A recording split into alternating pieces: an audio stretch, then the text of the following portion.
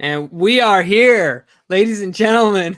Welcome into another episode, another live session of 410 Sports Talk. I'm James Haskell, along with my co-host Glenn Martin, still trying to figure out how I can get in the frame here. Really excited to talk about all the Ravens news that is going on right now. There's a ton of stuff to talk about, and we're going to get into it. I know this is a Ravens show, but Glenn, you brought something to my attention before the literally, you dropped a bomb on me right before the show started. What's the big news, Glenn? Yeah, the Tennessee Titans have cut ties with their starting cornerback, Malcolm Butler, the big trash talker that was leading the charge to stomp on the Ravens logo and insult and disrespect Coach Harbaugh. So good, I'm not mad to see that. I mean, look, I'm sure he'll get a job, but it's nice to see him getting released and maybe he'll. I don't know why I like it, but I do. I love it. Look, man, he was a thorn in our side last year, this year. Yep. Yeah, I'm glad it's done and over with. So, man, I guess that sounds really bad that I'm glad that he's unemployed at the time being. But you know what? I don't think he's not going to starve.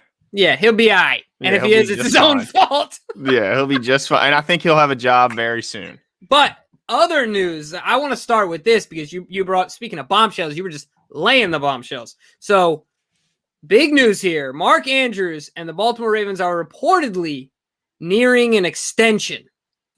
Yes, they are. What do you think? What details can you provide us with, Glenn? Well, this is a tweet coming from Spot Track, who's pretty, they're pretty good with their stuff. So I think it's a reliable source. And their current valuation is $11 million per season, and so they're predicting 4 years, $44 million, which would put him third amongst tight ends behind Kelsey and oh my goodness, Kelsey and from San Fran, Kittle, yep. George Kittle.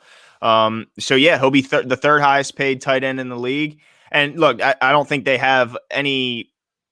I don't think they have any inside information as far as the details of the price of the contract, but that is their estimation is 4 years, $44 million, so 11 per. So, I mean, this is good news because I think if we all had to say who is, I think Hollywood and Andrews are definitely his top two, Lamar's top two favorite targets. But it's Andrews. I think it's Andrews is more his safety blanket and certainly more his red zone target. So I think I'm happy. Yeah, I agree with you. I mean, I think he's clear and above.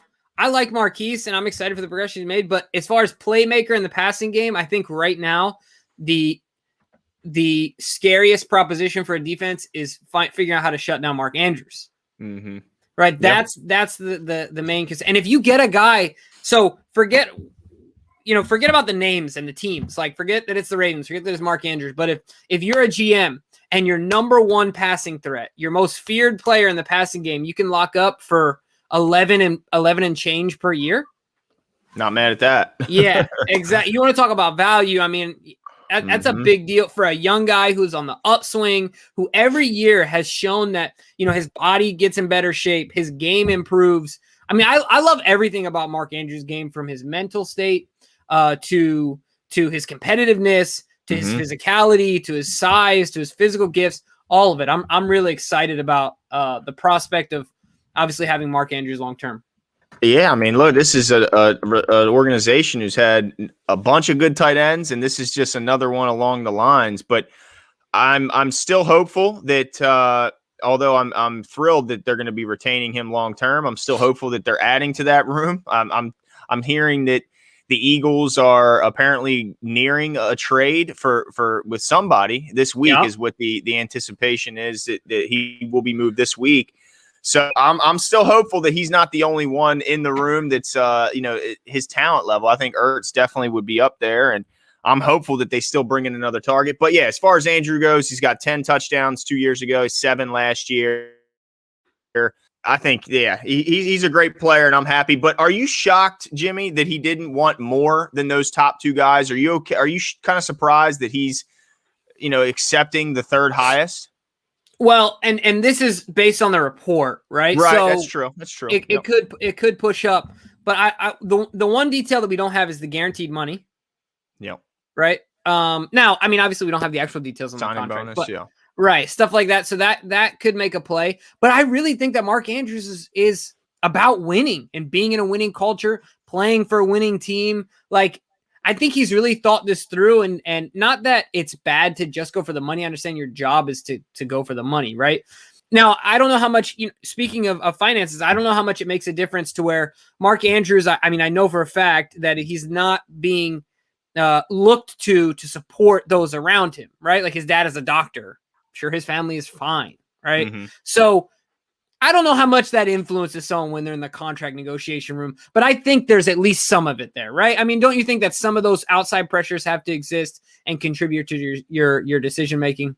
Yeah, there's a ton of outside pressures. There's pressures from your agent, from the Players Association, Right. from your family, from friends. I mean, yeah, there's a bunch, but it sounds like that he wasn't too prideful going into the room, and although Right. he could make an argument, certainly from a touchdown standpoint, that he's been better than those guys. He could have went in there and said, I want to be the highest paid guy, and stomped around, and he would have had a case to be made. But I'm certainly glad that he didn't do that. And I'm happy he's going to be a Raven. It's just cool to see another guy drafted here that's going to be here long term. I think anytime you can do that, that's awesome. But I wanted to move on because we're being pushed towards a topic which I know you're excited to hear, Jimbo. I mean, I put you in my notes when I was watching the press conferences earlier.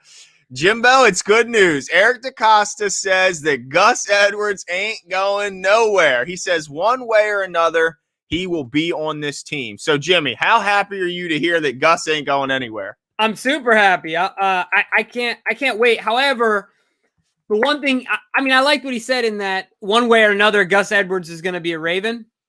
But it also made me think, like, dang it, the guy deserves a contract. I know we have to be fiscally responsible, but just look, don't tender him. Just give him the contract that he's owed. Like, maybe I'm too biased towards Gus, but I want him to have a deal already. I don't want to be another tender, another year. Like, if anybody's deserved it, I think it's Gus. But I'm excited about it nonetheless. Don't get me wrong. I think the good thing is, yeah, he's here next year, but let's remember, and we can use just what Eric Decosta said earlier in the press conference, that it's just like that ice cream cake you want to eat in the middle of the night. You want to sneak out there and you want to cut a piece off, and just remember, however big a piece you're cutting off for yourself, that leaves somebody else who doesn't get any of that cake. So if they were to sign Gus to a long-term deal like you're hoping for, that's no doubt going to impact other guys on the team and guys off the team that fans are hoping that they go grab. So, yeah, I'm interested to see what kind of contract he ends up with, because we know that they just drafted Dobbins, who looks like he's going to be a heck of a player last year. And this is a league where the running back position is being devalued across the league. Now, I think it's valued higher here in Baltimore probably than anywhere else, but it's still interesting to see how much money they're willing to put towards Gus when they did just draft Dobbins, and he looks like he's pretty darn good. Yeah, absolutely. It's definitely going to be interesting to see what sort of, like you said, what sort of market contract is there for him. I also wonder if the contract, the long-term extension, obviously it will have to do with whether or not this year's hit can be benefited from maybe giving him some, signing bonus and a couple years and some guaranteed money, but lowering the this year's hit in comparison to what the tender would be, right? I realize that Gus's deal is not going to be the difference between 10, 15, $20 million, but right now every dollar counts, right? Mm-hmm. Yeah.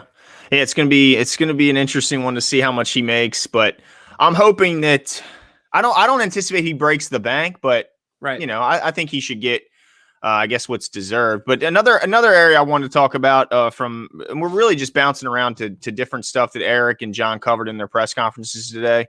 I thought they didn't share a ton, but they did provide a little bit towards some answers towards some questions we've been having, and this one's been a big one. Coach Harbaugh was asked if Miles Boykin will be moving to tight end to provide some extra help to that department. And in my opinion, what I drew out of what he said is there is no chance that Miles Boykin will be going there. He said he's not even understanding exactly what they mean by that. And I don't know if he was irritated by the question or not. It seemed like he was, but basically saying that, are they going to run some tight end routes? Because, yeah, he might run some tight end routes. But he basically said he's too small. He said he's 225. He's like, I'm not throwing him out there. He's what, 225? Yeah, he's not built to be a tight end is what he's saying. He said he's a wide receiver. And yeah, he might, work the middle of the field like tight ends do and use his size in that regard. But there's no plans on him moving to tight end permanently. So I guess we can stop asking that question. Yeah, absolutely. And I got to take a second here to shout out Brinks 5200. This is the first time you get to see the room. Nothing glamorous. What happened to your background? Well, with us moving to StreamYard, you have to have a green screen for it to work. I didn't even realize that. I'm a little exposed. That's right. Just so you guys understand, I am in a closet. I'm in a cloffice is what I graciously call it. So I appreciate the shout out, Brinks 5200. And I appreciate you mejorando tu español también. Like, your Spanish is getting good, man. Every time I see a comment in there, your Spanish is getting better. So shout out. But Glenn, I thought that was interesting as well. However, there's one thing I will say as far as devil's advocate to John's comment. I've said this before. Anytime John gives a long explanation, I feel like John was one of those kids where when he lied, he did in a page. Right? Like, if it was the truth, he would just say no or yes. Yeah. But I felt like he did a little too much there to make me think the door's not completely shut on the idea. Trust me, you don't think it stings every time they see Waller out there balling out? You don't think it stings a little bit? I'm sure, but Waller is a bigger guy, naturally a bigger guy, and he was I guess, Miles is pretty on the brink, I guess, on as far as how his career is going to go at this point. Certainly this year is a big year for him, but but I don't know. What I got from it is he was irritated, and then he said a lot of words because he felt like he was probably kind of being a little bit of a jerk, and he was trying to then answer the question more properly. But I don't know if I think he was just irritated. I don't know. It was a little bit uncomfortable, but I don't think we're going to be seeing Miles Boykin changing positions anytime soon. I'm with you. And so I want to talk about the coaching stuff, the press conference stuff. However, I feel like when we get too far down that, it's going to be hard to reverse it a little bit. So I want to talk about a couple things going around the league, if that's all right with you. All right, let's do it. Today, there were players, today was the last day to designate a franchise tag, right? That's it. Yep, the deadline. And so now we know who's been tagged. I think you have a list of that. But also, we know who hasn't been tagged of the players that you and I have discussed on here, and you, Ravens Flock, as well, I'm sure have been eyeing as potential free agent acquisitions for the Ravens. So I think it would be good to just kind of go over that and maybe kind of readdress the guys that are still possibilities in free agency because, just to kind of tie it back, Eric Decosta said himself, we're going to be strategic and aggressive in free agency. We have some names, and we're going to be strategic about it, but we're going to go in on the guys that we want. So is it all right if we hop over to that? Some news around the league, if you will. Yeah, and we'll be coming back to the Eric Decosta and John Harbaugh press conferences. Tanya, you mentioned some big stuff in there, and definitely we'll be getting to it. Asmodeus Thanatos, thanks for the $2 for the McChicken needs. In the McBanger. That McBanger! That's right. But yeah, as far as those guys that were tagged, let's see. Broncos safety Justin Simmons was tagged. And for the Big Macs. Nice. Appreciate Asmodeus. Jets safety Marcus May. Your boy, Washington football team guard Brandon Scherf. He's not coming to Baltimore. Bucks wide receiver Chris Godwin. Man, they're getting the band back together, Jimbo. You said this yesterday. I thought the price tag would be too steep. But shockingly, they did a couple moves today. They tagged Chris Godwin, and then they brought Levante David back, which wasn't that necessarily cheap. I think he was like 12.5 per year. Yeah, exactly. I mean, I'm surprised. I would like to see how much of a cut Tom Brady's taken. That son of a gun he's a unicorn out there. What kind of quarterback is almost a guarantee to make the playoff, or definitely guaranteed to make playoffs, almost a guarantee to the Super Bowl, and what's he making? He was making 25. He's taking a pay cut. I mean, what is this guy? In that way, to me, he reminds me a lot of Tim Duncan. Yeah. In that way. You know what I mean? Must Not be saying nice that Timmy would have like plastic surgery on his face. I don't think he cares. Here we go. But we go. For sure, that way, contractually, he's very much like incredible to me that he's able to keep doing this. But Jags offensive tackle Cam Robinson got tagged. Giants D lineman Now hold on really quickly. I think that one's important. The Cam Robinson one, because that they were linked with us as like a trade partner with Yes. Orlando Brown. So Yes. I don't know if that shuts the door on it, but it definitely makes it more difficult, don't you think?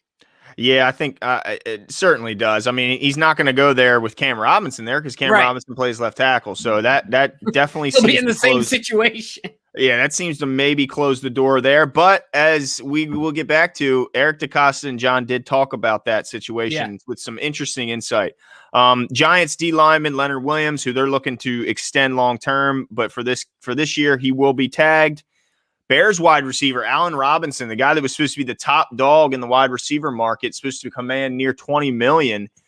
He's getting tagged and going back to Chicago. I'd like to give him some truth serum and see what he thinks about that. He said there's going to be drama. Did he? Okay. He well, did. that does not shock me at all when he knows what he's going back to in that quarterback room. Let's see. How Panthers, are you over the cap and have no identified quarterback? It's really crazy. And then you're paying two of them, right? I mean, it's crazy to me. You're paying two and you don't like either one of them. That's not a good sign. They did try and They're quarterback polygamists. They are, and they tried to kind of sell the fan base on Nick Foles again, saying, well, we kind of liked what he did. Let's remember what was going on around him, the struggling O-line, the run game wasn't there. Look, you can Nick Foles is only good at one place, right? Well, it looks like it. It certainly looks like. I don't know what. I tell you what, he needs to follow wherever Doug Peterson comes out of retirement or early retirement and goes to. He needs to follow that guy because he seems to be able to unlock his talent. But Panthers offensive tackle Taylor Moton also was tagged, and then Saints safety Marcus Williams was tagged as well. So there's still, like you mentioned, a ton of guys out there. Even though there were some surprises on this list, but there's even some more surprises when I look around the league, guys that weren't tagged. And I know you're excited about a couple of names. Yeah, absolutely. So the first one that came to mind for me is Joe Thuney is not going to be tagged by the Patriots. Another big move, of course, sort of related, but the Patriots have brought back their former left tackle, Trent Brown. He's been traded back to the Patriots from the Raiders. He seems excited. Sounds like he didn't like it there very much, and I'm sure that Belichick doesn't mind having the big boy on back. Look, they still got $55 million in cap space with him coming back.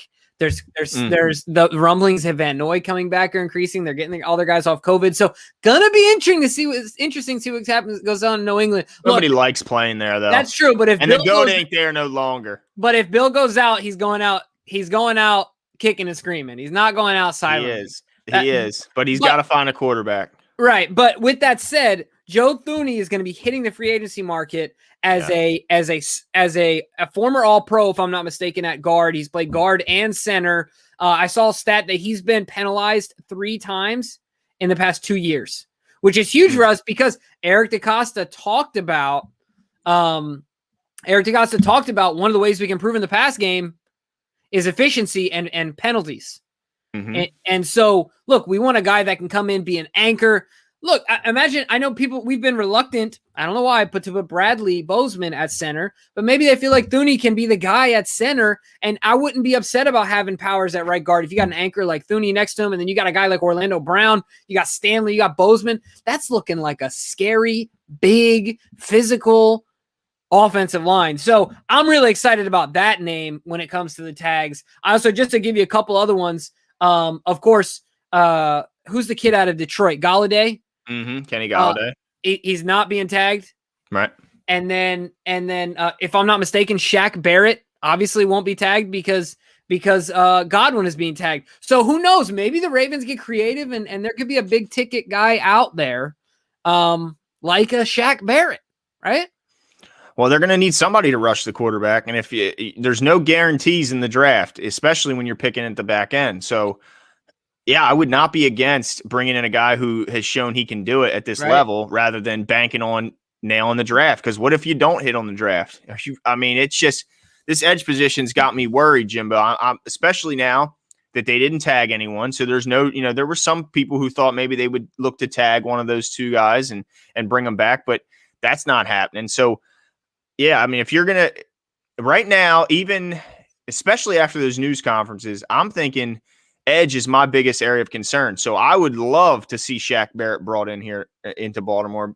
And I wouldn't mind seeing the only thing about Thuney is he a guard? Is he a center? Like, what is he best at? I think he's naturally a guard. Naturally a guard, yeah. And to me, our biggest need is center. So if we were going to go there, I wouldn't mind going after like a Lindsley, but he's going to be very high paid. So I don't know if they can afford him. So yeah, Chris Madry brings up the name I was going to go to. We talked about him a while ago. Hassan Reddick is a guy I was excited about coming out. And although we did go over his measurables, he's not the biggest guy. I think he's only like 6'2", 250, somewhere in that range, which it isn't the typical size for an outside linebacker here. But the good thing is with his athleticism is, an outside linebacker in Baltimore is asked to drop in coverage. This guy's got the speed. He's got the quickness. He could, from an athleticism standpoint, be counted on to do that. Now, I don't know how much he's done that in his career, but at least that he's got the physical abilities to do it. Question is, can he actually get it done? But we know he can get it done as far as pass rush. There's no doubt about that. And we need somebody that can get that done. You know what I mean? Yeah, absolutely. And one of the things I thought was interesting as well, that Eric said, referencing your comment, is he said, even if a guy, I thought this was really astute and really important, is that you never want to pigeonhole yourself into being this type of offense or this type of defense, because any talented player can fit into any scheme. It's really about the scheme finding ways to accentuate the guy's talents, right? Not how does this guy fit into our scheme, but how do we find that harmony, right? Yeah. Like people have mentioned, with Hassan Reddick, he, like you said, he's not the biggest guy, maybe not a 1-for-1 system fit, but Eric said if a guy's dominant as a pass rusher, but maybe not super reliable and dropping back and things like that, that doesn't mean we're not going to go after a guy like that. Right. Just because he's not a 1-for-1 fit. So I thought that was important. While it might look like it's a stretch, I think that, there's still opportunities if guys are dominant at a certain, trait on the field. Yeah. And I think I think he was mainly, I don't know if he would sign a pricey free agent that has holes like that, at least perceived holes like that in his game. But Hassan Reddick, I don't know what the commanding price is going to be, because I know he did get 5 of those 12.5 sacks, I believe, in one game. So, that's a great game, but you do got to weigh that out. And he was, I don't know. I just don't know what his market's going to be, but I think you couple him with a Pernell McPhee, who's, last time we saw him was dominating the run game. Then you have, with those two guys' powers combined, you have a dominant player, on both sides. So I'm hopeful that, that they can at least find a guy that can rush the passer. That's the thing that worries me. And who was it earlier that said, somebody said we should open the show talking about, I don't see it anymore. It's gone. Talking about Malcolm Butler being cut. We did. Yeah. I don't know if he erased it or not, but yeah, we did start that. But yeah, so I'm hopeful that we get somebody to rush the passer, but if not, I'd be happy with an interior offensive lineman as well. Absolutely. So let's dig deep into the presser and get our thoughts. Yeah, I want to go right to where Tanya tried to point us, because this was a big thing for me, because they first of all, they asked, trying to decide if they, I think this was a John question. They asked John about the status of Ronnie Stanley. And this was John. Yeah, and what his rehabilitation was looking like. And he said it was going well. He did mention that he needed 2 procedures on that leg and not just the one. And he didn't say, but it almost seemed like that could lead to it taking a little bit longer than if he did just need 1. But then he said, but if he is forced to miss early, we do have a guy, a left tackle on the roster that played pretty good for us last year. Yeah, he said, you guys know we have a left tackle. Holy smoke. And then I can't remember. Let me see. I don't remember what Eric Decosta said, but he made it sound as if he's not necessarily eager, or he doesn't feel like a lot of pressure to make a move with Orlando Brown Jr. And now I was surprised to hear that, because typically the Ravens, if you go by their track record, if a guy comes out and voices his displeasure and you can make a deal work, they usually make it work, because Orlando seemed pretty adamant that he is a left tackle and not a right tackle, not even for a short period of time, not even for the rest of his rookie deal. What are your thoughts when you hear both of those guys talking about Orlando? I felt, I'm going to pat myself on the back a little bit here, because if you remember, Glenn, Eric Decosta came out and said, I'm telling you, it's like he watches the show. That's what it really is. Is that what it is? Yeah. Yeah. He said, Hey, Eric. Yeah. We are going to do what's best for the Ravens, the club, The as club, I think what as he he said. says, yes. But of course, and then he said, and also Orlando. But we all know what comes first in his job. It's the club. Yeah. And right, just like Ravens Russa said, he knows he's under contract. He's under contract to play here with the Ravens.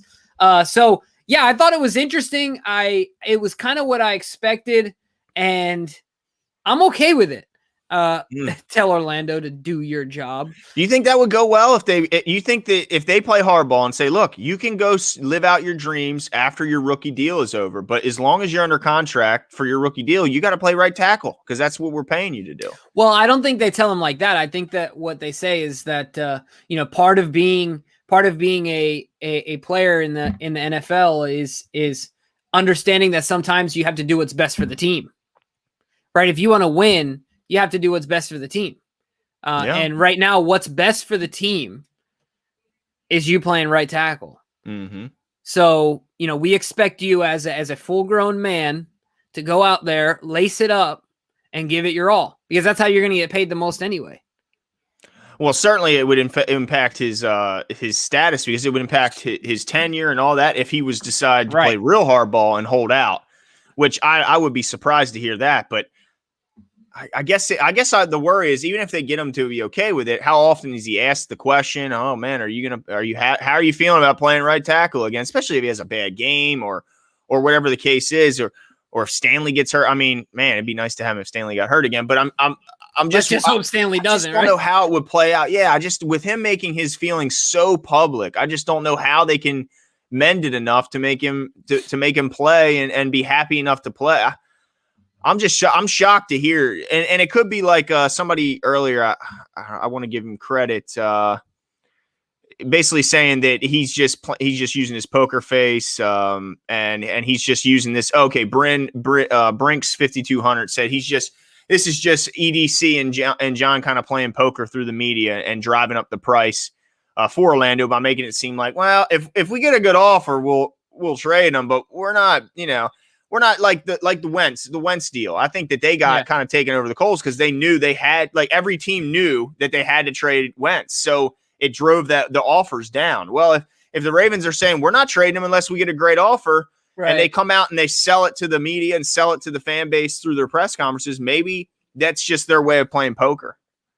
Yeah, no, for sure. I think that's definitely a part of it. And I think that throughout the presser, you guys should, and us as well, we should always consider that it's all about postulating, positioning, and like you said, getting the word out, and you're playing poker in all the answers. So definitely something that we have to keep an eye on. But I start to come more and more back to the idea that I think he's going to be wearing purple and black. I hope so, dude. I will be so happy.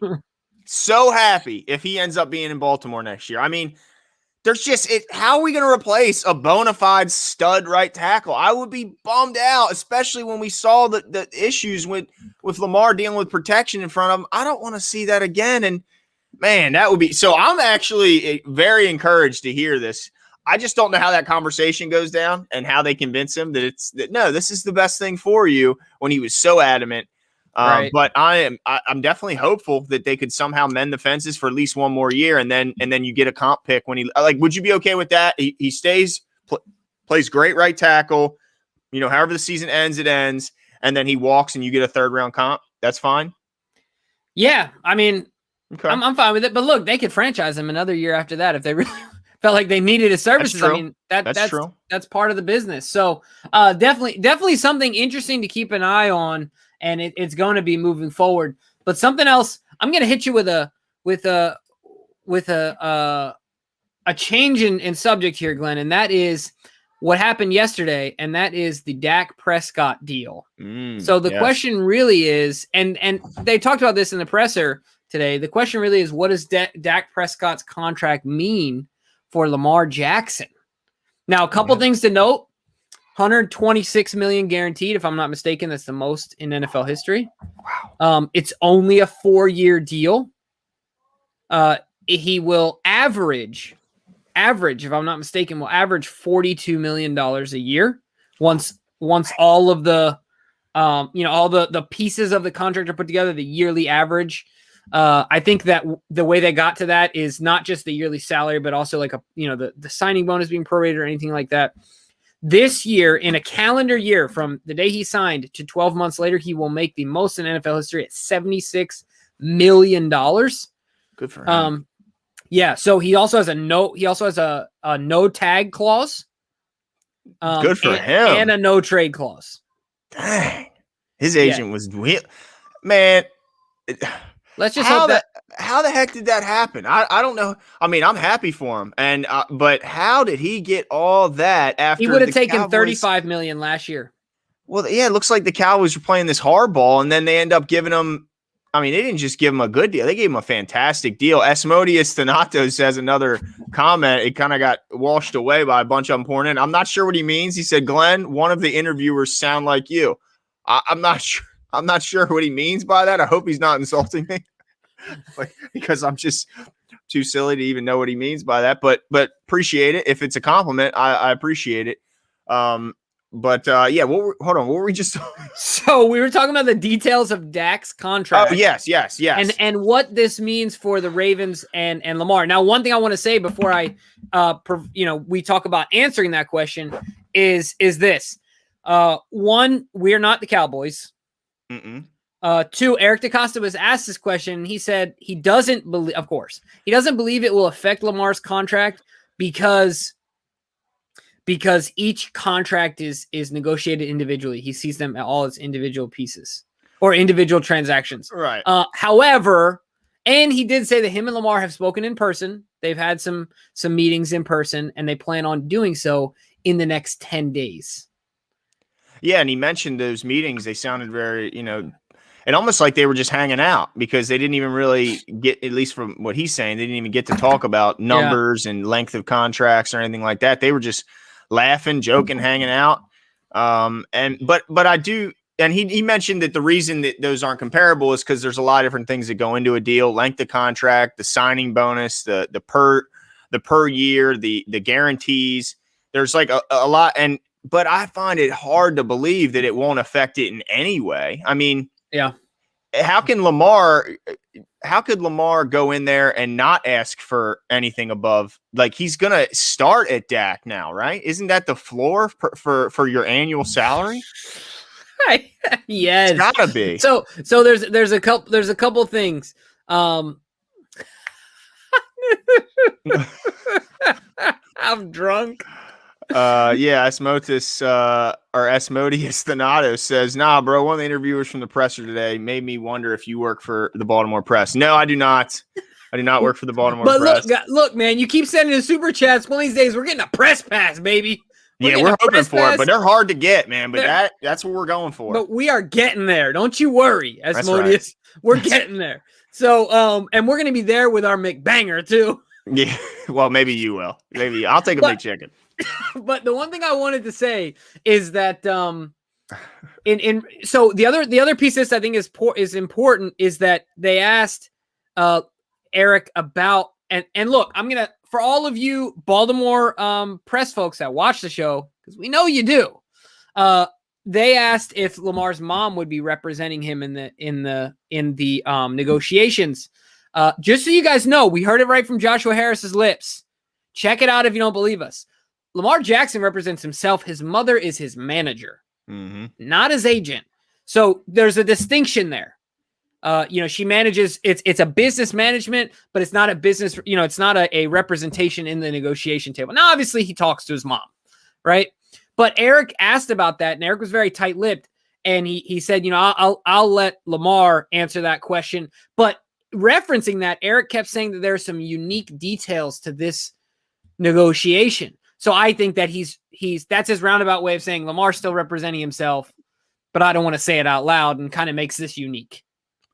Well, I'm hoping what he means is that they're coming up with a uniquely structured contract that is similar to what Mahomes got, and that they remain somewhat flexible, and yet the player's still taken care of and happy also. So I don't know. I'm just getting nervous because when he does this, when he does end up getting paid, it's just like Eric said. There's when you're playing for a quarterback, it's going to cost. That's just how it is. I mean, it's just there's no getting around it. So but that just puts the pressure on the front office and the scouting department and the coaches to then draft really well and develop really well, because he's going to eat up a lot of the cap room. But the good news is, it's not going to be for 2 more years before that cap number is really going to jump through the roof. Well, yeah, till it jumps to the roof. Of course, next year, after this year, in year 5, there will be a hit, that fifth year rookie option, which they already picked up, like you said.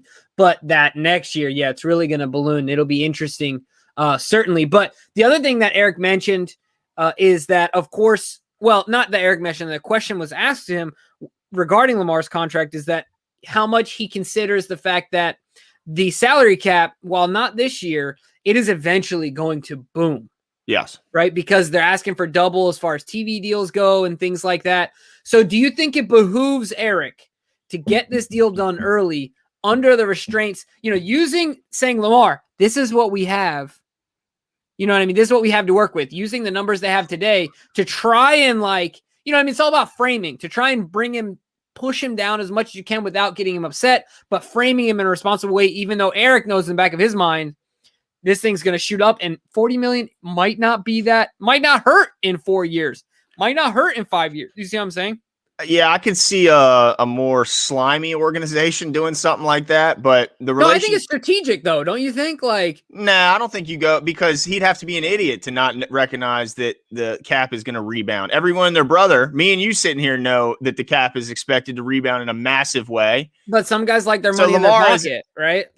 Well, yeah, but the money will still be there. I mean, look what Dak just did. He just had his leg destroyed, and he got paid way higher than most were predicting. So even with a catastrophic injury, I think that he's going to get paid regardless. So I think that would be kind of insulting to him to even try that angle. I think he would be, that wouldn't. But it doesn't seem like something that Eric and them would do. The way they talk is so respectful to him. I mean, they seem like they really like Lamar, and they want to take care of him. And they understand the value he's bringing to the team. And we've said this before, no matter how much he's paid, he's underpaid. And he's one of the few guys in the sport. And there's a bunch, if you look around all the sports, like LeBron and Pat Mahomes and all these guys, that they're, no matter how much they're paid, they're not paid enough. I don't care, because there's a cap. So I think that they will treat him respectfully. I do worry that this did up the ante a slightly, from an annual standpoint, because I thought that the floor was initially Deshaun Watson's deal right above him. Yeah. But now that did kind of tick it up a couple million per year. And I do worry about that. But like Eric Decosta said, they could give him more guarantees. They could give him and so that the annual salary might be a little bit lower, but he still ends up making a bunch of money anyway. So I don't know how they're going to do it, but I'm hoping they do it in a creative way that still allows some flexibility, because we don't want to be in a situation where we're old and we're up against the cap like we were when we had Joe Flacco here his last couple of years, where it was a struggle to build a really good team.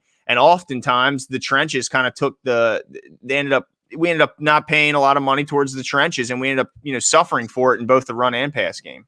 Yeah. I totally agree with you. And I guess to rephrase my comment, I think that I think it makes total sense. And Eric kind of talked about this when he became a GM, to get out in front of deals, right? Like, not to be on the back end like the Cowboys were. Yeah. You know what I mean? To get out in front of it and, like you said, maintain respect, want to do what's right by the player, but also get out in front of that deal before it gets out of control, like the Cowboys situation did.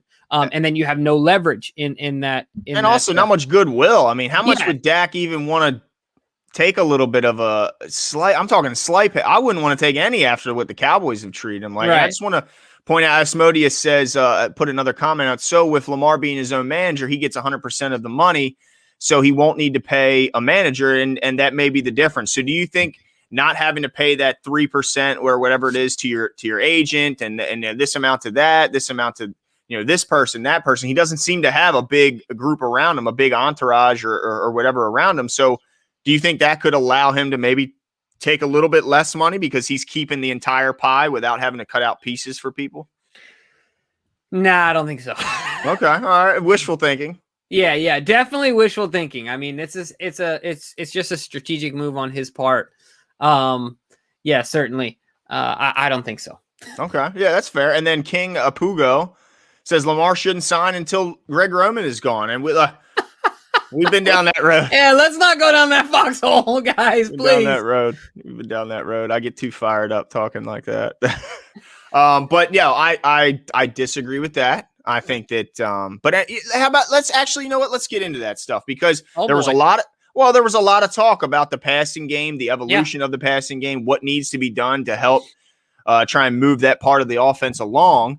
And both John and Eric Decosta were both asked that.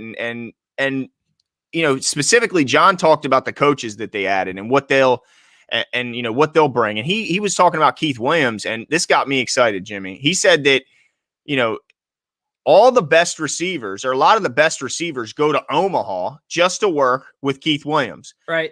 So if you're flying to Omaha, I mean, you're not doing that unless you think there's some level of guarantee that you're getting really, really quality coaching that's going to make a difference on the field for you. So this guy has a long track record of working with a ton of Pro Bowlers and all pros across the league. And like he said, they go to Omaha to work with him. So they're seeking him out for his guidance and his tutelage. So what are your thoughts when you heard him talking about Keith Williams and what he's been doing? I got excited. I got really excited because John talked about how this is kind of new between, you know, what T. Martin and Keith Williams will be doing. Not sure a lot of teams do this, but I think that overkill or being strategic as far as ramping up our passing game is awesome. I think that we have laser focus towards our weaknesses and we're going at them. Right. Yeah. But, you know, and I've had the displeasure of driving across this great country 3 times and I-80 goes 10 hours, Nebraska, baby. You're all the way through it. And when you're going west to east, you literally think you're on a treadmill, Glenn, and you're not moving anywhere. Nothing changes. It's just fields. And then you get to Omaha and it's like Moses and the promised land, baby. But it's not great. So if those guys are going to Omaha voluntarily, it certainly raises my eyebrows and makes me think this guy's definitely worth it. And they, you know, to expand on your point, he also talked about how he won't just be working with the wide receivers. He's going to be working the running backs. He's going to be working with the tight ends. And the way I understood it is that, and maybe John didn't say this outright, but this is kind of how I can envision it in my mind. Keith Williams is going to be the technician, right, of the route running and things like that, while T is going to be a strategist working. Well, what I got is T. Martin is the wide receiver coach. Keith Williams is the passing game specialist right now. So T. Martin's working just with the wide receivers. He's working on teaching them, you know, everything that goes into playing the position of wide receiver. Whereas Keith Williams is bouncing into multiple rooms. He's in the tight end room. He's in the running back room. He's in the wide receiver room. Obviously, he's working and he's going to be working with Lamar as well, as far as just getting them on the same page with these guys. So it was kind of confused because he almost acted as if he was kind of getting offended about the question when comparing Keith Williams to what David Culley used to do. And he's like, well, one was a passing game coordinator. The other one's a passing game specialist. Like, we're all supposed to know. Thanks, John. Like, okay. I mean, you put a little bit different spin on the title, but we don't know the ins and outs of what that means. And so, yeah, I mean, I'm just excited that they have such a commitment to improving the passing game. He talked about that. They've built probably the most complex and impressive run scheme in the history of the league. And that's why I'm not ready to throw away Greg Roman. And that's why I've said on multiple times on this show that I'm not ready to throw him away, because anytime you build something that's the greatest that's ever been built in history of football, that's impressive. And he's done that here. And he talked about how that takes time. And unfortunately, it looks like they may have made an error with the amount of time that they had and how they used that time last offseason with not having a proper offseason. And they used that time mainly gearing towards getting the run game up to speed. And then they thought they could piece the passing game together as the season went along. And it just didn't seem to work out that way. So this year, totally in complete offseason with the preseason games, with the training camps, with all the offseason programs, and with this renewed and rebuilt coaching staff that's going to be geared towards developing the passing game, I have nothing but optimism and excitement for the passing game. So it's not like they don't know the issues. They know the issues, and they're saying, look, we get it, but we're going to fix it. Okay. So I'm excited. I'm encouraged. How about you, Jimbo? Yeah, no, I am just like you said. I love the focus. I love the dedication towards it. I love the get it right, work hard mentality that the Ravens have. And so I have all the confidence in the world that they will get it done. And like I said before, to me, the indicator on whether or not Roman should be here or not has nothing to do with the past, because like you said, he's put together a historic run game here. It has everything to do with his rigidness or fluidity when it comes to bringing in other perspectives and helping him come along, right? Yep. That to me is the indicator. If you can't improve as a coordinator and you aren't willing to take from others to do so, then you're a detriment to the team. Yep. I agree. Right. But if you are, then let's take your best, add their best, and holy crap, right? Like, let's see what we come up with. Exactly. Why not just be, I mean, that's why I look at it. We already have the run game. They've committed to developing the other part, the passing game. So I have nothing but excitement over it. I mean, like you said, unless Greg Roman is just such a tyrant, he's so, right. He's unable to see the issues with the offense, and he just brushes those guys and their suggestions off, then he needs to be gone. But it doesn't appear like he's that guy. And John Harbaugh wouldn't imagine stand for that type of guy to be on his coaching staff. He would just get rid of him. I mean, that's how it is. So, anyway, but I don't want to spend too much time on that. Can I revert for a second here? I just want to clarify, because there was a couple comments mentioning it. I wanted to clarify on my thoughts towards the Lamar deal. It would behoove the Ravens to sign him as soon as possible, because as soon as the other guys are up, they're going to reset the market every single time, I guess is what I'm trying to say. So like, you think of a Josh Allen is up. You think if we wait a year, a guy like Kyler Murray is up. So like, and then Baker's up. So every time, in theory, if the market is being reset, what's going to happen? It's going to go up. It's going to go up. It's going to go up. It's going to go up. So if the Ravens can get out in front of it and say, hey, Lamar, look, we're going to give you the bag.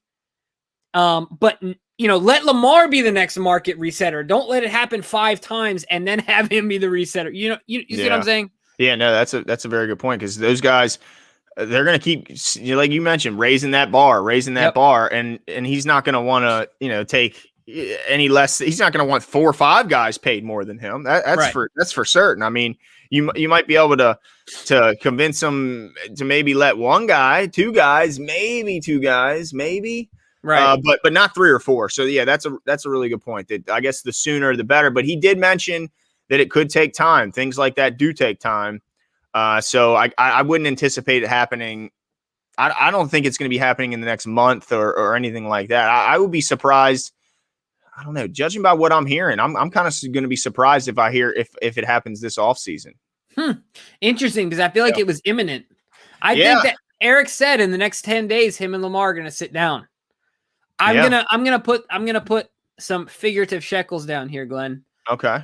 Not literal. But I think that if Eric goes in, figurative means, thank you. Yeah, no, it wasn't for you. Okay. But if Eric goes in and is aggressive and is focused, I think that deal gets done. I'm leaning towards that deal getting done, because like I said, it is to such a benefit. I mean, it is such a benefit to the Ravens to not let the other guys reset over and over again. Yeah. Without Lamar getting his, that I think Eric bites off what a lot of people will think will be a lot, but as the years go on, it's going to seem more and more and more reasonable. Yeah.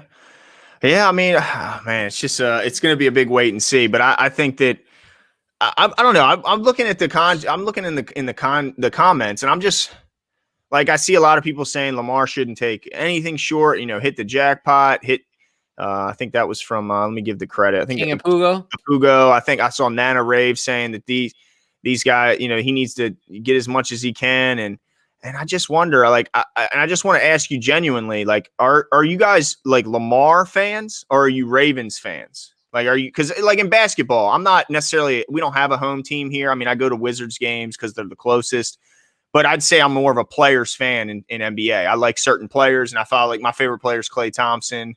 I love watching, Steph Curry play. I like, there's certain guys. I'm not just about the team. But the Ravens, I mean, as much as I love the players, I'm certainly more about the team, right? I mean, don't you have to be in because players go? I mean, there's certain players that stay a long time, but most of the time eventually they're going to leave, and you're left with the team. So I'm just curious if you're more of a Ravens fan or more of a Lamar fan. I think that might clarify why you're definitely championing for the Lamar to get as much as he can possibly get out of the Ravens. Yeah, no, that's a great question. And I think on top of that, I think with the minds that we have inside the front office of the Ravens, they can appease Lamar and he can be a ridiculously rich man. And we can maintain some flexibility. So for those of you that lean towards being Lamar fans more than like just Ravens fans, I mean, you can be both, but right. I just from the messages I was getting was like, let's ring them over the coals. It's got to be mutually beneficial. It has to be. Yeah, just help. I mean, both are going to be benefited great by a long-term extension. I mean, the Ravens are going to be benefited by Lamar helping to win a bunch of games, and Lamar is going to get paid for generations, right? So, I was just curious. There you go. There you go. I like it. He's on one tonight. I'll tell you what, man. I like that. That's awesome. So I want to kind of transition here, Glenn. We talked about the Dak deal, but I want to keep talking about, some of these points in the presser today. And Eric talked about the importance of character. He said the player's character is of the utmost importance.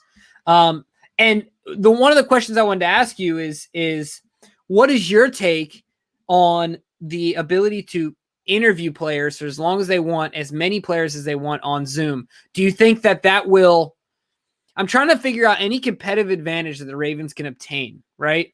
So by that rule change, do you think it will help us in any way in comparison to other teams? And especially, if I can add a wrinkle, with these two college coaches that we got coming in that have been actively recruiting, some of these guys. Do you think that will help us out in the draft process? Yeah, I don't know how much edge you get when everyone has that advantage now. Everyone has that advantage to have that 1 hour long Zoom meetings as opposed to just the 15-minute quick ones in the combine. But I think it does give the advantage to the Ravens in the sense that, yes, they brought in coaches from the college ranks who have been there for many years, have been recruiting these guys and knowing these guys since they were young kids, some of which, they've known since middle school, but certainly they've known pretty much all of them since high school. So I don't think there's any doubt that helps to gain a personality profile, to gain a work ethic, profile on this guy. Is he a weight guy? Is he a gym guy? Is he a guy that wants to go holler at the girls? Is he a guy that wants to go drink a couple with the boys? Or holler at the guys? No preference. Well, whatever you're up to, it is. Whatever you're up to. But I think that there's no doubt that more information helps. And I don't know the scouting staff. Like I don't memorize everybody on the scouting staff for the Ravens, but I'll say this: Eric Decosta seemed awfully impressed with his own staff and said that he feels they have the best staff in the league. He did admit that he's biased, but he thinks that they have plenty of ties and in roots in these programs that they can get plenty of a profile on their personality, and said that talking to them over an hour long rather than a 15-minute breeze by in the combine has been beneficial. So I think that is one thing will stay forever. I think that John mentioning they should just do away with those 15-minute meetings at the combine because they don't do a whole lot. Most guys are super chaotic. Yeah, and plus you're so overcoached going into those meetings. You're burnt out. I mean, it's a lot. It's too much, and it's hard to say what the fans what the players or the teams even get out of those meetings. So I think that it's cool that technology is helping, get these guys closer in a time where you can't physically be closer. But they also mentioned that not being able to see a guy up close in person to evaluate his physique and how he carries himself, all those things definitely is a slight impact. He didn't mention it was a huge one because, look, it all comes down to on the field, right, Jimmy? I mean, that's what we hope it comes down to is how they play on the field, and that's where John is in his evaluation. He hasn't even gone to and looked at all these pro day stuff, the couple that have gone through. He's still on the tape, and I think that's what I like most about the Ravens is that they're judged mainly. Players are judged mainly by the tape, and that's evident by them drafting Orlando Brown when everyone else was scared away from his combine performance. Well, it also helped that they had some sort of a relationship with him. But certainly, at the end of the day, weighing the tape, is everything, right? Yeah. Like, Yeah. how do you play when the Bullets are live? Right. So I do think it will give them an advantage in that I believe that our unit, I would bet that as far as tender goes, they're probably one of the most tendered as far as like working together, knowing what they want to hear, what their key indicators are, and all being on the same page. I feel like we as Ravens fans take advantage of, think about this, the Ravens have only had 2 GMs, if I'm not mistaken, right? No, you're right. Yeah, it's crazy. 2 GMs. And our current GM has been with the Ravens for 25 years. When he came to Baltimore, he had hair on his head. He looks so young still. I wonder how old In he his is. face, it's just that he's 52. Is he? Okay, so he'll still be around for a good bit. Oh no, he's 50 or 52. I think he said today he's 50. Okay. Because he was with the Ravens. 25 years ago would have been 96. Yeah. So anyway, but it's not just about the GM and the mental of the GM, but think about the entire scouting team, Joe Ortiz personnel team. We have such consistency. Ozzy, don't forget about Ozzy. Yeah, and Ozzy is still there naturally. So we have such consistency there that I think that more time with these guys, sitting down and interviewing them, and everyone being on the same page, everyone knowing what it's like to be a Raven, everyone knowing what it's like to play like a Raven and what they're looking for, the more time, the better. And I think it's going to help put us out in front even more when it comes to evaluation. I can't wait. I think we're going to kill it at the draft this year. But one thing I will say, we talked about Orlando. Eric did say he expects to acquire a couple pieces, whether that could be through trading back, whether that could be, if they're, of course, through comp picks. Oh, you mean a couple picks? Yeah. Yeah. So, or it could be through They Orlando, only have, right? 7 right now, 6. and they're hoping. Is it 6? I thought he said 7. He said 6 or 7. I think he's hoping for 7. Well, Cully should be getting him 1, right? Yeah. And what I did find also interesting is that he mentioned that the character of a player is still of the utmost importance. I know there was a lot of talk a couple years ago. Certainly, I think this was more before the Lamar era began. A lot of people saying, they need more dogs in the locker room. They need more. Well, it looks like they're still going to stick with. Basically, he said when a reporter leaves his locker room, he wants the reporter's first thought to be, "Wow, that was a nice guy." That's what he wants to. And I think that they, I always looked at certain fans that wanted to, we need to have a dog. We need a mean guy. You can be a dog on the field and be the nicest guy. I mean, you see that around the league.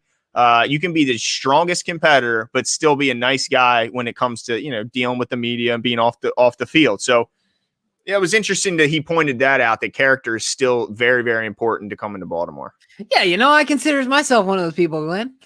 Yeah, you are a nice guy. But I think he was obviously talking about the Earl Thomas situation, because he did mention, and he said, we make mistakes. Yes, we've seen it. What happened, what a one personality can do to a locker room.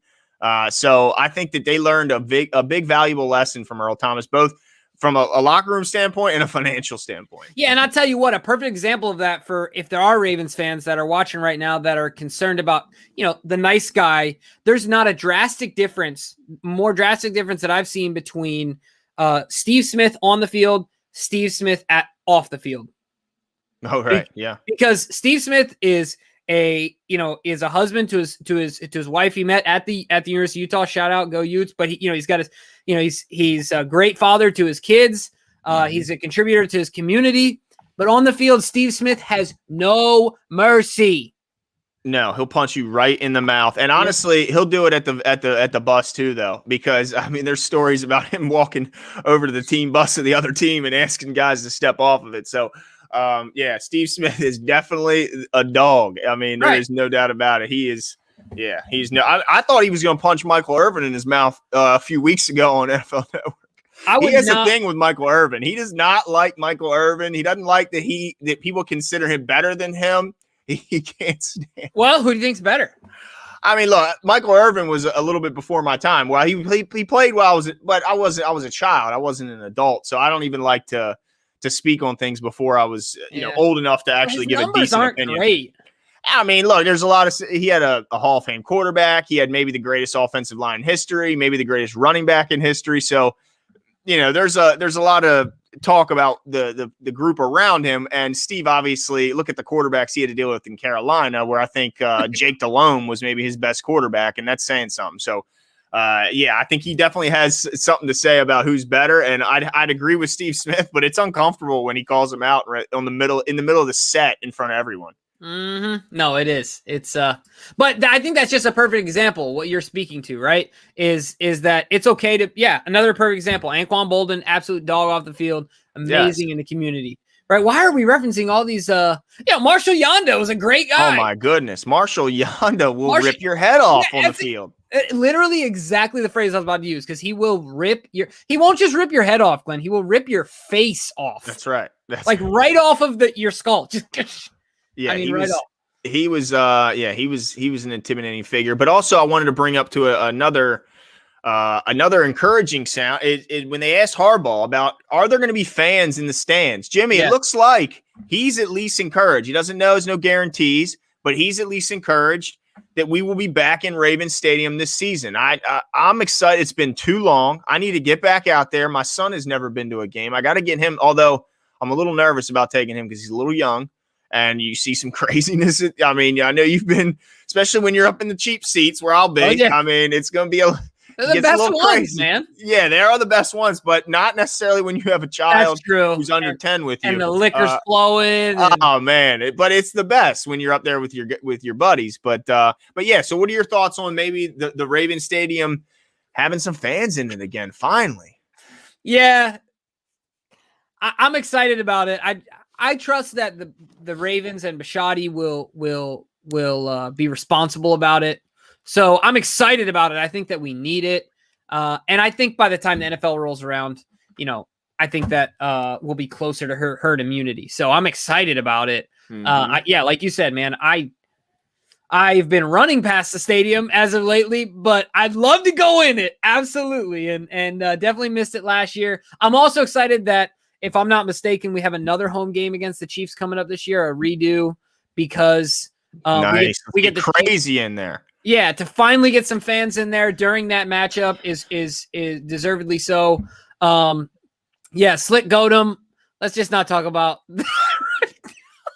because things are about to go crazy on Friday at 5 p.m. down here in the city because, oh boy, it's going to be interesting. That's for sure. Oh, goodness gracious. Yeah, but no, certainly I'm excited about getting back to being able to go to the game, contribute to the noise and things like that. It's going to be awesome. We got the Packers at home this year, and those are the two games that I want to go to. I want to go see Aaron Rodgers. I want to go see the Chiefs-Ravens game. Yeah, no, I mean, obviously, I've never shied away from a Ravens-Steeler matchup either, and this Browns matchup is getting better and better every year as they continue to get better and better. But James and Glenn will be able to use their skybox next year. Yeah, I would. I've never been in a skybox. I've heard stories. I've heard myths and legends of a skybox, but I've never been able to go up there myself. But I don't know if I would want to be up there. I mean, maybe if I had my son, my wife. Maybe then, but I want to be out there, with beer getting spilled. I mean, I want to be out there feeling like I'm in the stadium. That's what you say till you're there. I've only gone once because my previous company had a box, and I just want to. It's beautiful. Dude, let me just tell you this: unlimited crab cakes. But when I'm drinking, I don't want to eat that much anyway. You got the food. You got. I mean, the entire, you got your private bathroom. Oh, the bathroom thing is big because you got a last balcony. Time I went, Jimmy, a guy was smoking and then he dropped his cigarette on the floor and I watched the paper absorb liquid and he picked it back up and went back to the mouth with it. And I was done with it. Then I saw a person way too old. You know how kids pull their pants down all the way to their ankles when they go to the bathroom? There was a man in there I turned around. I walked right back out the door. Crazy stuff happens in those bathrooms. So I am envious. That you've been in there for that reason only, because other than that, I like being out. I don't want to act like I can afford it. I just won a competition and got to go. Nice. And you go up in the elevator and you start feeling like you don't belong.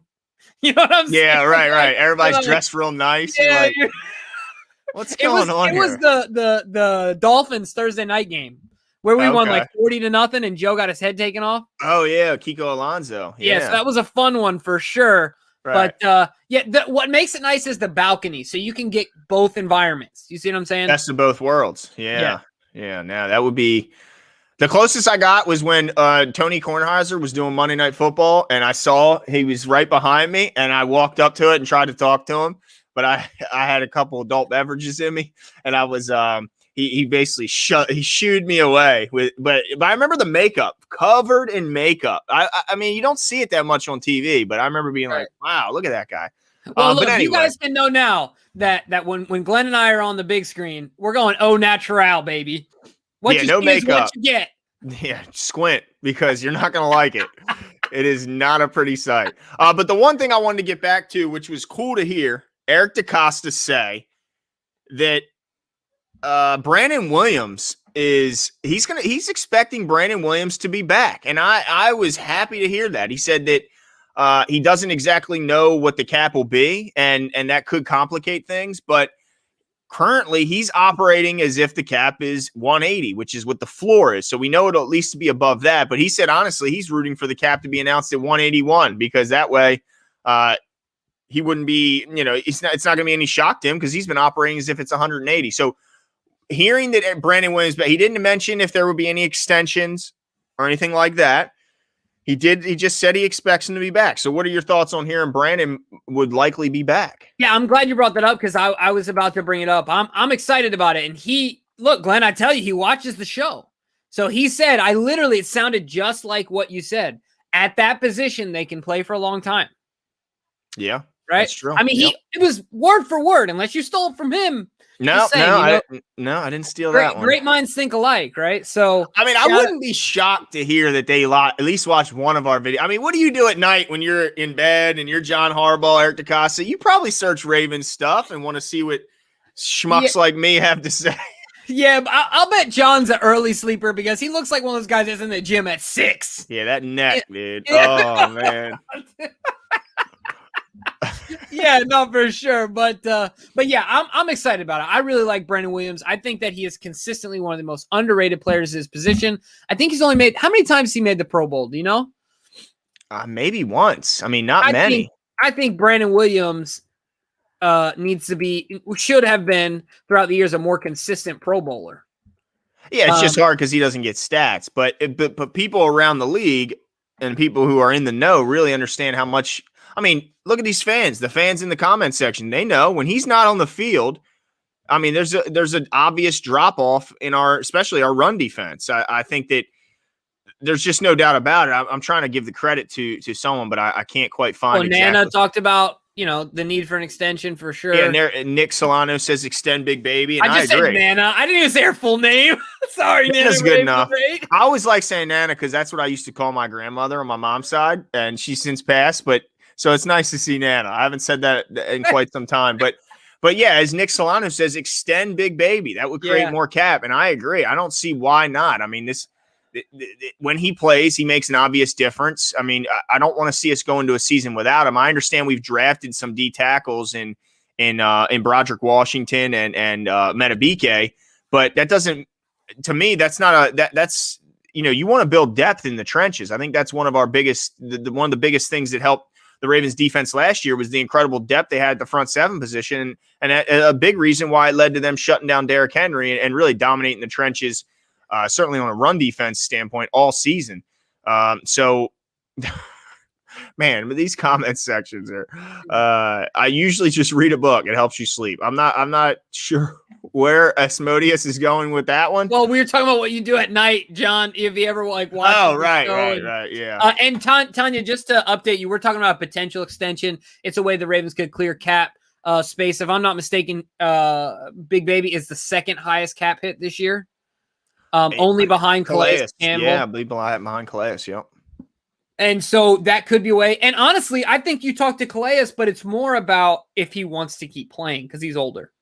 Like, and Calais is 35. If this is his last year, because you could extend him one more year and bring it down a little bit, right. You know, give him some more guaranteed money, that could reasonably be done. But if he doesn't want to play one more year, I get it, Right. And I mean, he's 3-4 years older. So, I mean, yeah, exactly. No, for sure. And he missed games last year for injuries. Right. But I think that, the Ravens definitely have to be talking to Big Baby. And I'm sure they've been having that conversation. I guess what I meant was I'm sure they're having that conversation with everyone. Brandon. Yeah, absolutely. With anyone everyone. who could provide depth. Yeah, absolutely. Marcus for sure. I mean, he's still a young man. He's still got a lot of football ahead of him. But Tanya, yeah, we were very hyped about Gus. We talked about him early on. Jimmy was hyped. I was thrilled to hear how much Harbaugh really committed to Gus will be here one way or another. Oh, that was Eric. Or was it Eric? Okay, yeah, Eric committing.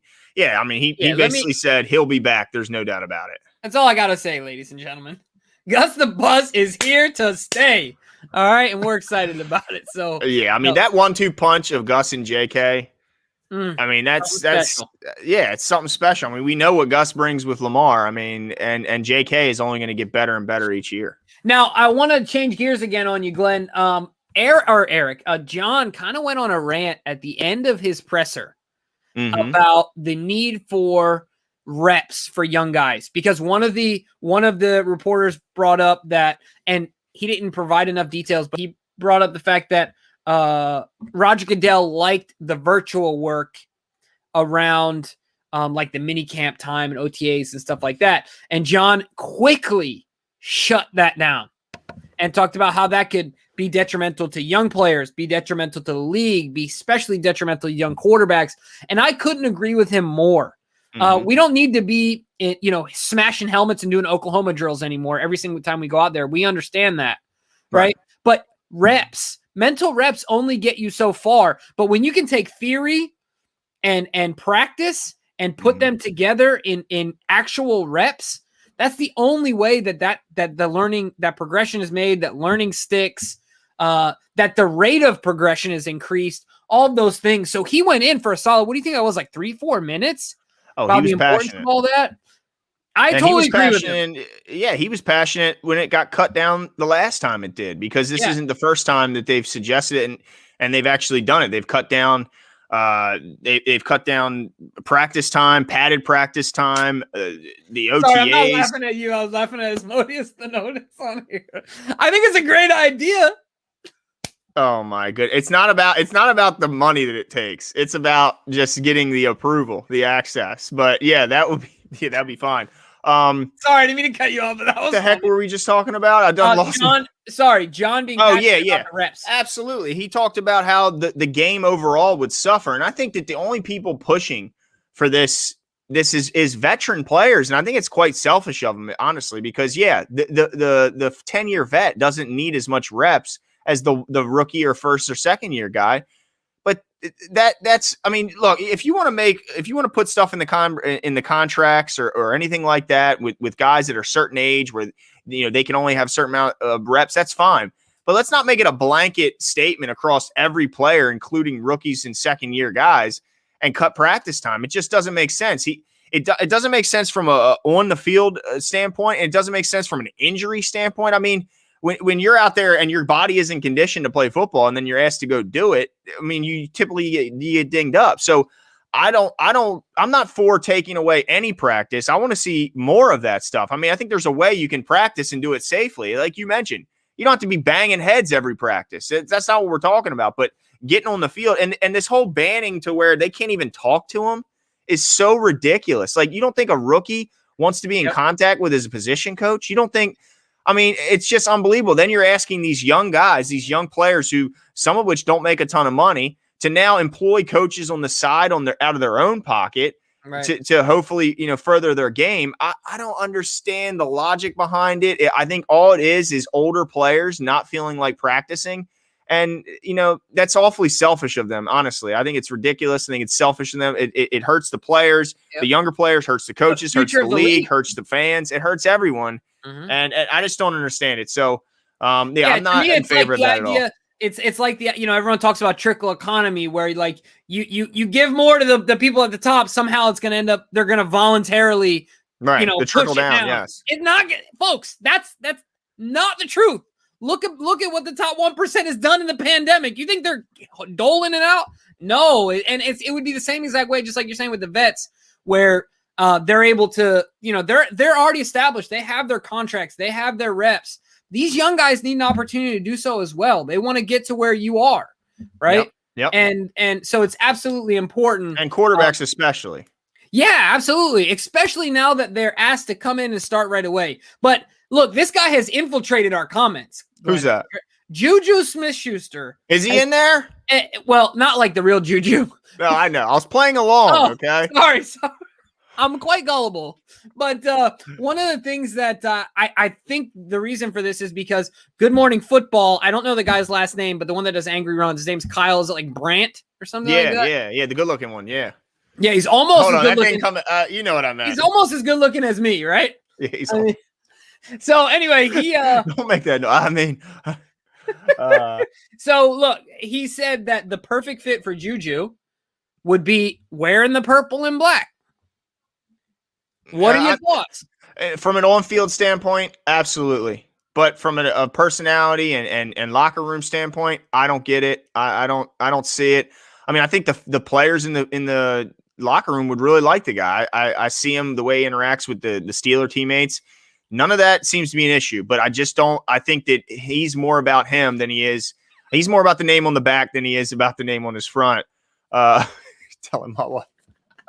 Look, as I said, he was good looking. There's nothing wrong with that. Okay, he's definitely the handsome guy on the back. It ain't Schrager. I mean, I think the best dresser. The best dresser is Burleson. I mean, that dude comes clean every day. But I mean, anyway, I'm not gonna talk about Kyle Brandt.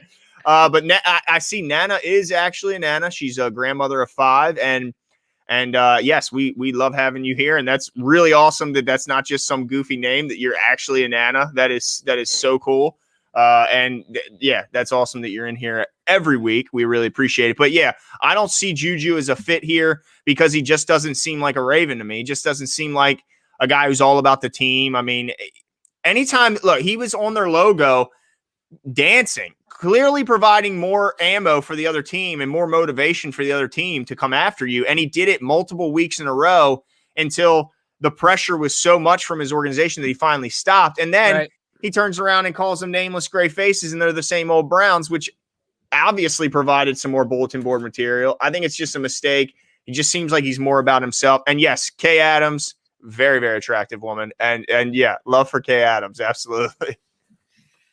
Well, I'm going to stick to Juju here and mention that one of the I was super against this. In fact, I might have been even more against this. Like, I felt like you were trying to, the first time we had this conversation, it was off air, and you were trying to, because I got to give you credit for this, at least like kick the tires on the other side and say, okay, well, because the teammates look like they like him. Right. But now I'm starting to think that, like, and a lot of people are talking about this in the comment section. I think that if the finances lined up, I think that the Ravens would love to have him. You have, like I said before, I think it was last week or last show. It all blends together now. But he was the youngest player coming out of that draft. I think he's 23 at this point. Very, very young man. I don't like the off-season punching workouts and the he's taking body shots. Yeah, I don't like that. I'm not a big fan. I don't understand what that does anyway. Yeah, like what's the best possible advantage? You have no. How does that help you as a football player? I don't get it. Right. Yeah, Kay Adams is the baddest. There's no doubt. I don't even want to say it, but we were talking about the dudes. I mean, it doesn't sound right, but I mean, I guess it went without saying that Kay Adams was. Well, the thing is that I'm synonymous with Kyle Brandt. Yeah. So you just have to bring it up, right? You just have to. So anyway, all I'm trying to say is that I am starting to lean towards his line of thinking. I think he could come here, be in a franchise. Not that the Steelers aren't. You did this to yourself, Glenn. Not that the Steelers aren't, but I think that there's something special here. I think there's a solid core of guys his age that he can relate to, that he can build with, be pushed with. It's not like, no offense to Ben, he's the old white bearded guy, right? As in, so there might be a generational gap there, but if he sees young guys dogging it, going out there and giving it their all, it might mean something different to him. So I don't know. I'm starting to come around to, if the price is right, I'm even going to say this. If the price is right, I would prefer Juju over, who's the kid? Corey Davis. Wow. You think so? Based on system fit, I think that he's just on the field. Okay. Yeah, he's gonna lay some people out. He's gonna block his head off. He can block. He can make the tough catches. I mean, on the field, there's not a whole lot to dislike. I mean, he doesn't. He had 97 catches and 9 touchdowns last year. Yeah, and now that is a unique offense that certainly whips the ball around a lot. There's no doubt about that. But he's right. Sorry, Adam James Ring is right that he has a connection from USC with T. Martin. That is so true. I omitted that, and you are absolutely right. And you know what? That is interesting. Not to say that they're hand in hand, but you can read into sometimes coach hirings as to future personnel because when they hired James Urban, that was before they had Lamar Jackson in the building. And James Urban wasn't here for Joe Flacco. No.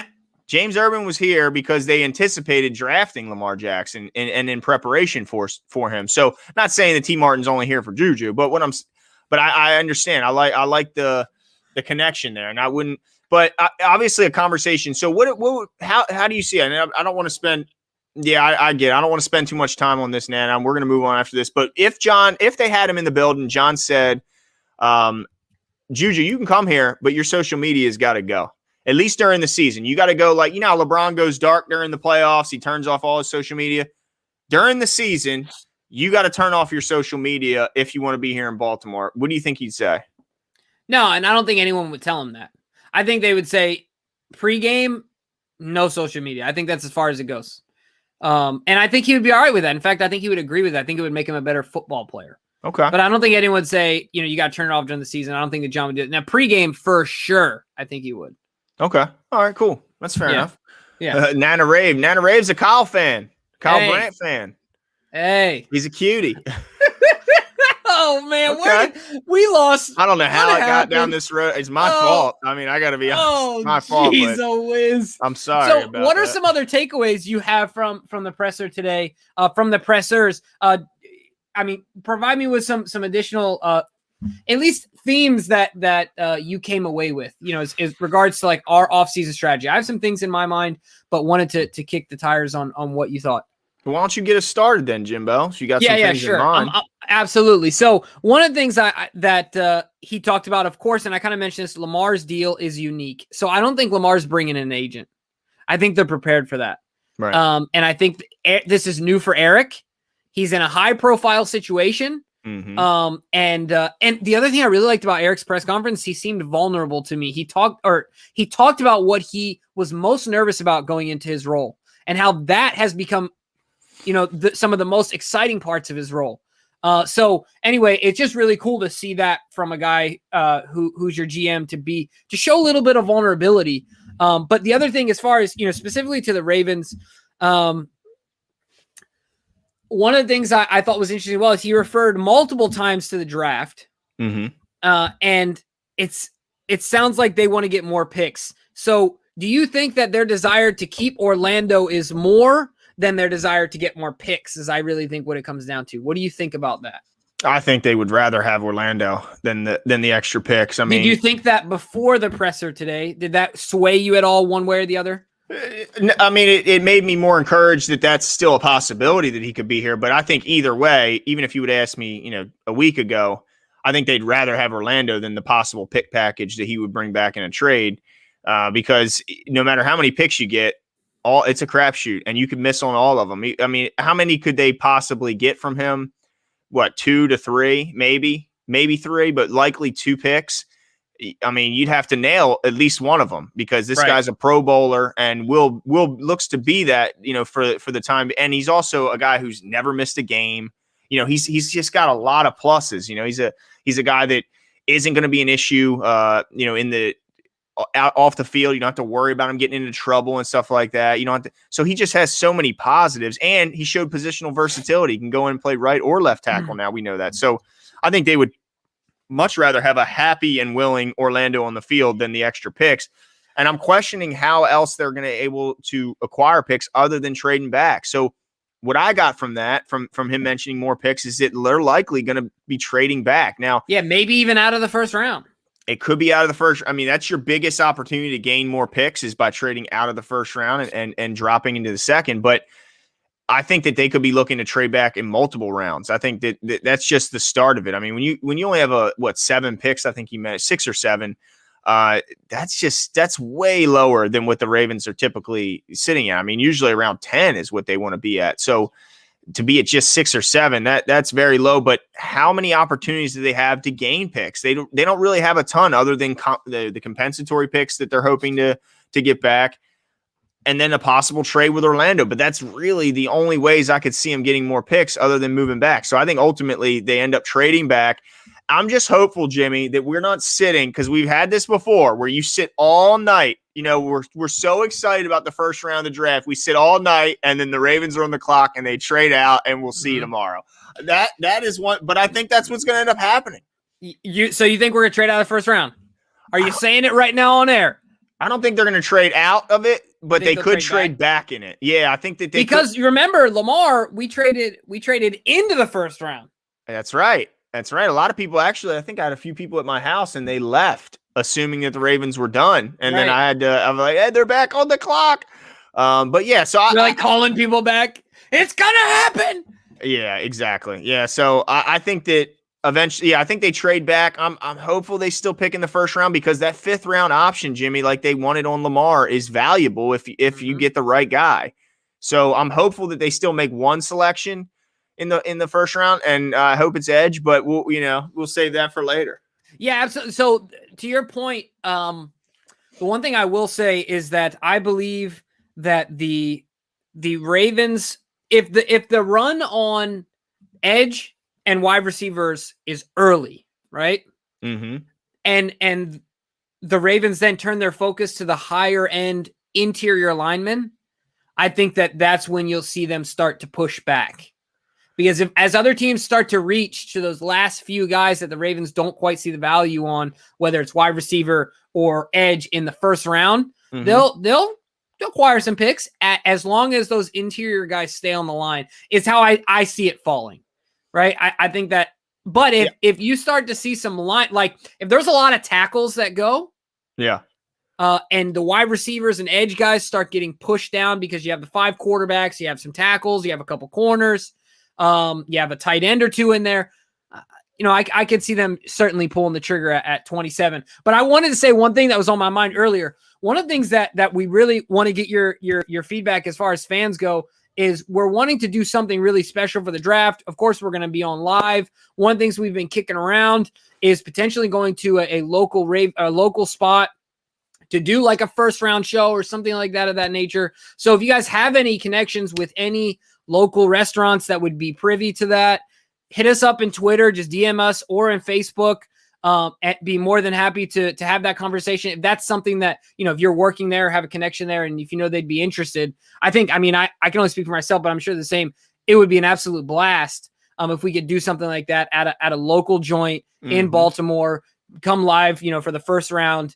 So if you guys have any names, shout them out in the comments. But not only that, hit us up in Twitter, send us a DM or a message in Facebook as well.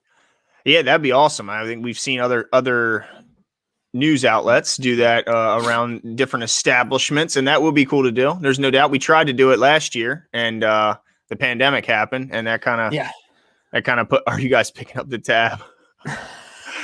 Not for everyone, because we're hoping it's a packed joint, and we don't want to, we don't want to be in the broke house. But yeah, I mean, we're hoping that because we're providing the entertainment that we're.